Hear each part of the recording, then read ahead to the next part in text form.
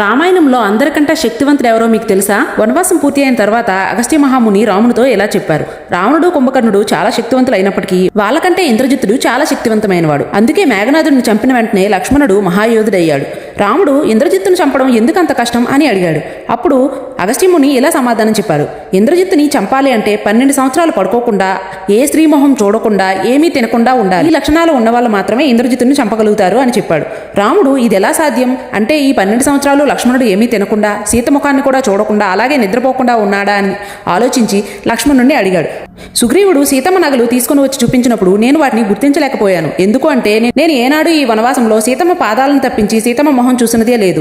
అలాగే ఈ 12 సంవత్సరాలు రాత్రిపూట మీకు కాపలా కాస్తూ ఉన్నానే తప్ప ఏ రోజు నిద్రపోలేదు. నేను పళ్ళను కోసి తీసుకుని ఇచ్చి వచ్చినప్పుడు మీరు 3 భాగాలుగా చేసి ఒక భాగాన్ని నాకు ఇచ్చారే తప్ప ఏ రోజు తినమని చెప్పలేదు. ఆ విధంగా లక్ష్మణుడు ఇంద్రజిత్తుడిని చంపి తను రామాయణంలో మహాయోధుడయ్యాడు. అందరూ ఒకసారి కామెంట్స్ లో జై శ్రీ